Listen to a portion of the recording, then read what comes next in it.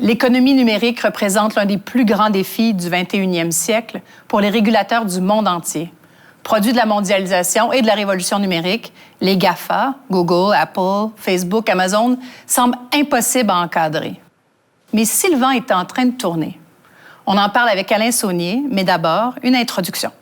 In a technological revolution, if that is not to be Wild West, you must be willing to regulate it. Sur la planète, 1 milliard d'internautes utilisent YouTube, une filiale du géant Google, qui concentre 90% des recherches effectuées sur Internet.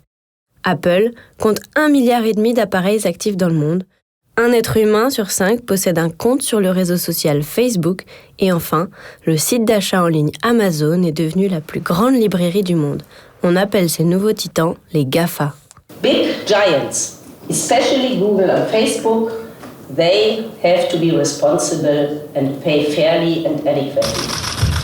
Ces entreprises américaines montent en puissance depuis le début des années 2000 et l'avènement de l'ère numérique. Ce sont des firmes qui carburent aux données des utilisateurs et fournissent un grand nombre de services gratuits. Leur modèle d'affaires repose sur leurs précieux algorithmes qui sont tout sauf transparents. Les pays sont très frustrés de voir des entreprises très profitables faire beaucoup d'affaires sur leur territoire sans avoir beaucoup de présence physique, voire aucune présence physique.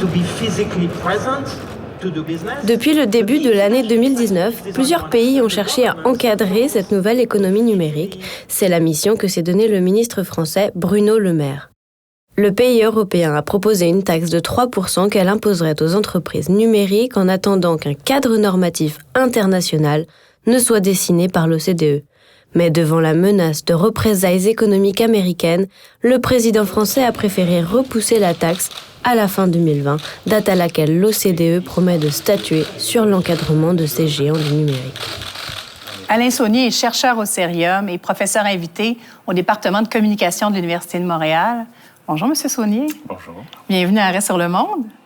Il n'y a pas de quoi, je suis heureux d'être là. Ben oui. Alors, il y a plusieurs pays, il y a plusieurs organisations qui commencent à penser à encadrer les GAFA. Pourquoi c'est important? Quelle menace ils représentent? Écoutez, moi, j'utilise souvent l'expression que c'est probablement la plus immense conquête qui a jamais été faite depuis plusieurs siècles, sans qu'il y ait des guerres, sans qu'il y ait des affrontements physiques, mais conquête dans la mesure où ils se sont installés dans tous les États de l'Occident. Et ils se sont établis là et ils sont en train d'établir les règles du jeu, ils sont en train de défier l'autorité même des États nationaux, l'autorité même de l'ensemble des réglementations nationales. Et en plus, ils ne versent pas d'impôts. Alors donc, on se retrouve vraiment devant un géant qui est immense. C'est un immense État transnational, en fait, qui est gigantesque et je pense qu'on n'arrive pas à réguler tout ça. L'Internet existe depuis les années 90. Fin des années 90, oui. Les grands géants du Web ont au moins 10 ans. Qu'est-ce qui a fait que ça prend autant de temps pour que les États commencent à se dire « Oh mon Dieu, il faudrait peut-être légiférer ». Moi, j'ai l'impression qu'on a été un petit peu naïfs. Rappelez-vous un peu l'image que projetaient des gens comme Steve Jobs, Jeff Bezos et les autres, même M. Zuckerberg de Facebook. C'est l'image des gens cool. C'est moderne. C'est vraiment le futur qui nous appartient dorénavant. Et donc, il y a eu comme à la suite de ces personnalités-là, de ces images-là qui ont été projetées, un peu comme un sentiment de naïveté. Est-ce que c'était de la complicité de la part aussi des États, des gouvernements? Mais tout simplement, on les a accueillis en disant c'est peut-être comme des sauveurs qui vont nous amener dans un nouveau monde complètement. Et la conséquence de tout ça, c'est qu'aujourd'hui, on se retrouve devant un géant qu'on ne peut à peu près pas réglementer d'aucune manière, à un point tel que les gens, effectivement, se posent la question comment on fait en sorte de pouvoir les contrôler. Certains évoquent même l'idée de démanteler les géants du Web parce qu'ils sont rendus trop puissants. C'est le cas, par exemple, de l'aspirante à la direction du Parti démocrate aux États-Unis, Mme Warren, Elizabeth Warren, qui dit, elle, qu'il faut démanteler Facebook. Même un ancien associé de M. Zuckerberg de Facebook, Chris Hughes, lui-même est d'accord avec cette idée qu'il faudrait effectivement démanteler. C'est un peu comme au début de l'autre siècle, quand la Standard Oil, qui était le géant du pétrole, on a voulu démanteler ça parce qu'il était rendu trop grand et on n'arrivait plus à contrôler cette puissance-là. C'est un peu ce qui se passe aujourd'hui. Mais les géants du Web, eux, vont se défendre en disant, bien, nous, on joue un rôle majeur dans la démocratie.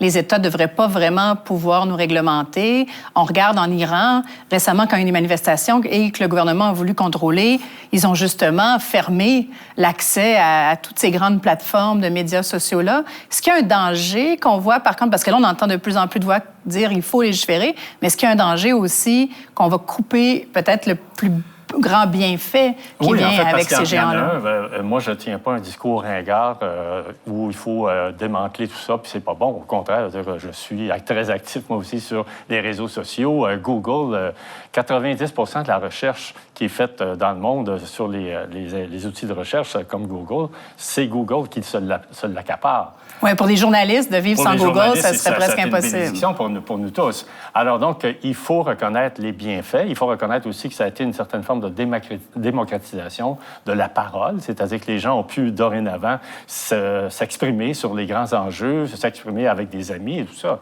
Donc, il y a un aspect qui est le bienfait que vous décrivez. Il y a un aspect, par contre, très libertarien dans l'approche aussi stratégique de ces entreprises-là, c'est-à-dire pas de contrôle étatique. Pas nécessairement d'obligation de respecter des réglementations. Comme ici au Canada, les réglementations du CRTC, ça ne s'applique pas pour eux.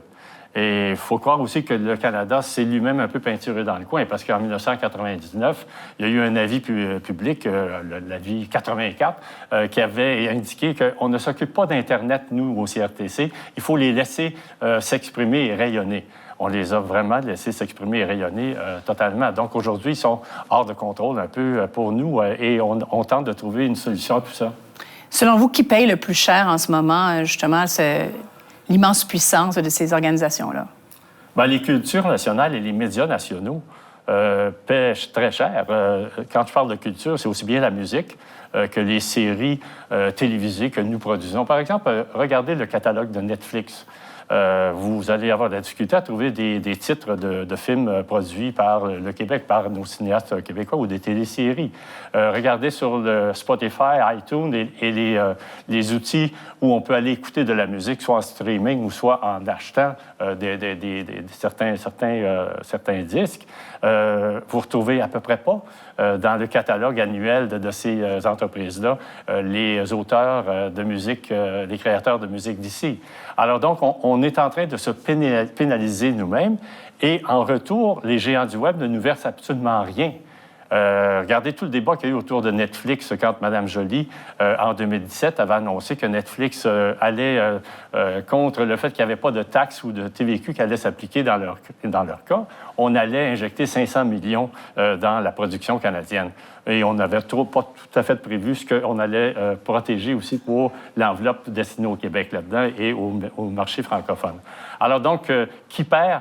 La culture, les médias qui ont perdu complètement leur mode ou le modèle d'affaires qui était la publicité. 80% de la publicité maintenant est accaparée à eux seuls par Google et Facebook. Alors, on a tué, en fait, d'une certaine manière, notre propre écosystème avec le fait qu'on ne contrôle à peu près pas les géants du Web. Donc, il y a des pays qui sont un peu à l'avant-garde pour essayer de réglementer tout ça. La France, vraiment, a porté l'étendard. Pourquoi les Français? Oui, mais ils ont porté l'étendard, mais là, ils se sont écroulés à Davos. Et ça c'est important de le signaler. C'est que oui, la France a été en tout premier, le premier pays, en fait, qui a annoncé qu'ils allaient taxer 3 % du chiffre d'affaires des géants du Web. Ils l'ont fait de façon un peu unilatérale, alors que l'Union européenne ne voulait pas les suivre là-dedans, parce que l'Union européenne, comme d'autres pays, comme le Canada, souhaitait que ce soit sous l'égide de l'OCDE qu'on allait négocier une entente pour une solution, en fait, pour essayer de réguler et trouver une façon de rendre l'économie numérique selon les règles un peu de tout le monde. monde, de tous les pays. Donc, la France a annoncé ça il y a presque une année maintenant, mais à Davos, Emmanuel Macron a annoncé tout à coup qu'il allait surseoir à cette mesure-là, justement parce que les Américains, parce que M. Trump a menacé la France de représailles immenses, comme ne plus importer de voitures produites en Europe, de ne pas importer de vin, les produits cosmétiques aussi, les grands produits cosmétiques qui sont très à la vogue du côté français. Alors donc, c'est sûr que ça fait peur à tout le monde. Et le Canada fait partie du lot. Le Canada aurait peur aussi qu'il y ait des représailles si jamais il devait adopter unilatéralement une mesure de cette nature-là. Mais ça, c'est assez extraordinaire de voir Donald Trump, qui, au début, en fait, les GAFA se sont beaucoup opposés à Trump politiquement. Et là, finalement, maintenant, on se rend compte que l'alliance est assez forte. Et d'ailleurs, M. Trump est peut-être le meilleur client de Twitter. Oui. En fait, il est le porte-étendard presque. C'est lui qui fait la publicité tous les jours à coups de dizaines de tweets. Oui, c'est vrai qu'il y a quelque chose d'un peu paradoxal là-dedans, mais ça fait partie, je dirais, de l'économie américaine et le libertarisme qu'il peut y avoir autour de tout ça. C'est qu'on veut laisser l'économie pouvoir se développer sans aucune forme de contrôle étatique. Sauf qu'à mon point de vue, même M. Trump se tire dans le pied parce que l'économie américaine va un jour souffrir beaucoup aussi de cette omnipuissance des géants du Web. On parlait tantôt du camp démocrate où il y a des gens qui demandent justement qu'on puisse encadrer davantage et même peut-être démanteler les géants du Web. Mais dans plusieurs États américains également, il y a des gens qui sont très inquiets et qui voudraient trouver une façon justement d'abord de leur imposer que leur chiffre d'affaires soit imposé, qu'on puisse obtenir des revenus pour que ces revenus-là soient injectés à nouveau dans la production de contenu, soit pour des médias, soit pour la culture. Donc, si on revient à la législation, légiférer tout seul, donc c'est difficile. On parlait de l'OCDE tout à l'heure. Pourquoi ce serait un bon forum pour s'attaquer à cette question-là? Bien, d'abord parce que tous les pays sont en train d'y souscrire, et comme si on n'avait pas le choix. Moi, je saluais beaucoup l'attitude de la France qui avait osé être peut-être le premier qui allait aller de l'avant avec une taxe de 3 % sur le chiffre d'affaires. Malheureusement, ils se sont maintenant rangés dans le camp de tous les autres pays. Mais l'OCDE, pourquoi? Parce que l'OCDE regroupe la plupart des membres qui sont touchés par les géants du Web sur leurs propres territoires nationaux. Et puis l'OCDE, si elle arrivait à développer une proposition, ça serait appuyé par ces 124 pays, je pense, qui vont souscrire à cette résolution-là. Donc, il y aurait comme un vrai front commun contre les géants du Web qui pourrait être là. Et bon, ils ont indiqué qu'ils entendaient trouver une solution d'ici la fin de 2020. On va suivre ça toute cette année? Oui, et puis je peux vous dire que c'est pas gagné à l'avance. Merci beaucoup, M. Saunier. Alors, c'est déjà la fin de notre tour des grands enjeux internationaux. Merci d'avoir été des nôtres. Nous remercions le Cerium, l'Agence France-Presse et Savoir Média qui nous permettent pendant quelques instants de faire un arrêt sur le monde.